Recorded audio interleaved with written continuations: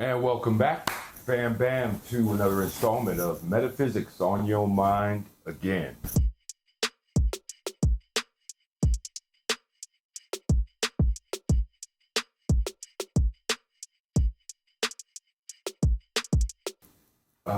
We've been talking about the new earth. I think in the last two, we kind of went over parts of Revelation and some other verses where we talked about the new earth as the new mind, not specifically talking about an external new earth. It's talking about a new consciousness, shifting from. Oh, by the way, yeah, you can see the board's back. One of the commenters, I believe, on a couple of videos back, made some very kind comments and asked to see the board back. So it's back. Anyway, so going back to what we were talking about, the new earth, the new mind. If we go back to the zodiacal wheel, you know, our macrocosm and our microcosm, and you know, the earth being the mesocosm, right? As above, so below. When we say new earth, new light, and we're shifting from the age of Pisces, which we've been in for 2,000 years, to 2,160 years to be exact, and then roughly, and then we're going into this age of Aquarius, from the age of belief to the age of knowing, as we discussed. We're going from, and also Pisces is known, you know, because they all have an element, is a water sign, and we know water is symbolic of the emotions. We're going to an air sign. Aquarius is an air sign, even though it's a man with a picture of water, meaning that there's a new dispensation, a new outpouring from the cosmos, from the universe. Aquarius is an air sign, and as we know from when we talked about the Zodiac, that the air element represents the intellect, right? You know, and of course you have the earth, you know, the ground of our very being, the physical, and we have the fire, you know, passion. Those are the components that make a great deal of who we are. So, you know, leaving more or less an emotional age, and we saw that reflected if we, you know, to the extent that we can accept the history that has been presented to us, generally speaking, we've come out of an age of warfare, as well as an age of religion, the development of the major religions, and both of which, to a great degree, have a connection to the emotions. Now we're going into this air element, the intellect, the mind, where the new light, meaning that when the constellations, okay, when they shift, the angle of light that impacts your brain and nervous system, all living things, the impact of the angle,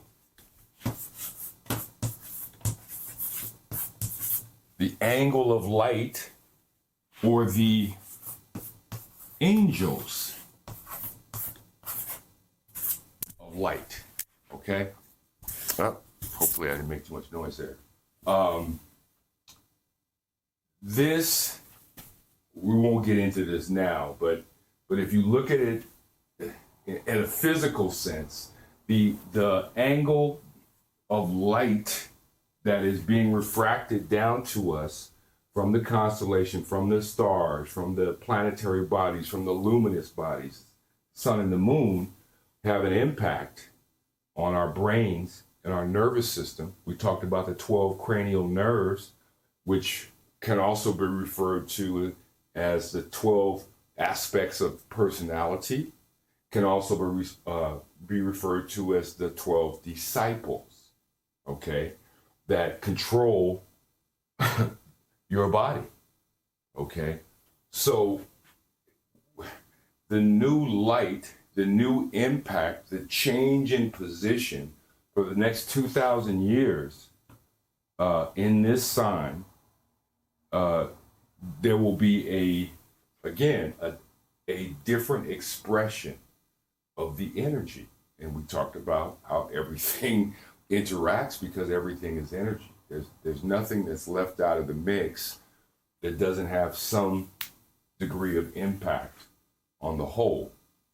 So, one of our theses when we first started out was that this book wasn't to be taking, well, we're proposing this.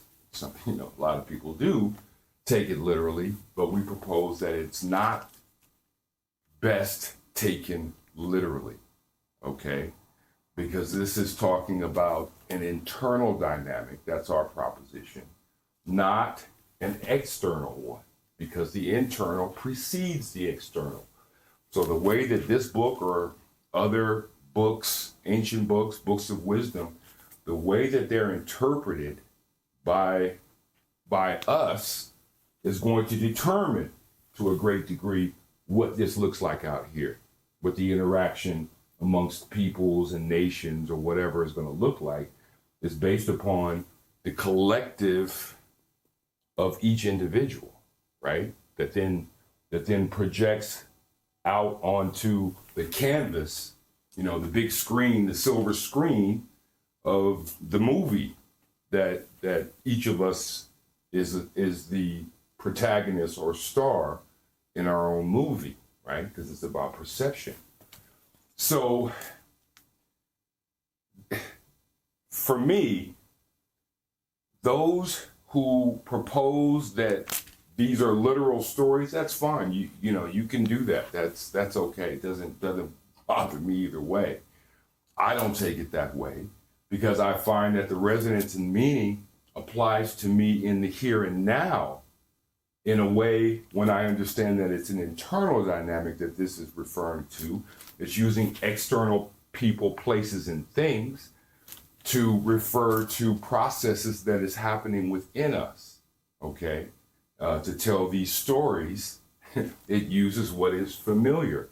And of course, all these different books of wisdom and cultural mythologies are always going to be expressed in a way that whatever local culture is producing that, it's going to be expressed with that culture being in the central position. I mean, it kind of stands to reason, depending upon where you are. So when you start taking this literally, which has been largely done, as we're going to discover as we continue moving through this, you put yourself in a very perilous situation because you are taking something that is not meant to be a history book. This is not a history book, okay? This is a mystical book, and we didn't go into it, but there are a lot of books that were left out of the Bible. Remember, we've only received a portion, the authorized portion, okay, that a group of people decided, okay, this is what's going to be compiled in this. There are other books that didn't make it in here, right? And all these writings are from earlier civilizations and then refracted and expressed through a particular group or culture. But it doesn't mean that it's a separate story from what has gone before in other cultures. What I want to do is I'm just going to pick out a particular section that I think will illustrate the peril of taking this literally and dismissing, the Zodiac and other metaphysical expressions as being not valid because, maybe they're not detected or they're looked at a certain way, or at least that's the way it's interpreted, that they're looked at a certain way by these books, which is not true. So let's go to, I'm going to go to Genesis 9. And this may be 2 videos here. So we're going to go to Genesis 9, 18 through 27. And many of you who have some familiarity with this book know this section. And so this is 9, 18 through 27. And we're back to Genesis, and this is Noah and his sons. Okay, this is they've come out of the ark. The flood has subsided, and they've come out of the ark, and we're going to pick it up at verse 18. And the sons of Noah that went forth of the ark were Shem and Ham and Japheth. And Ham is the father of Canaan. These are the 3 sons of Noah, and of them was the whole earth overspread. We're going to stop there. Okay, and the sons of Noah were Shem, Ham, and Japheth. Let me just grab a map here.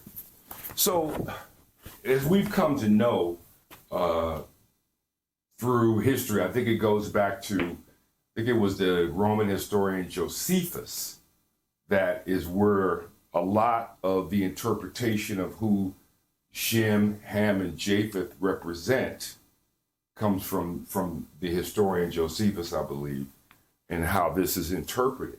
And the way it's interpreted, I don't know if you could see this, but at the time of these writings and before, the world, quote unquote, although there were other, cultures, of course, this body of mysticism and mythology developed in this region here, which would have been ancient Kemet or Africa, the Arabian Peninsula, and then, the so-called Middle East or the Levant.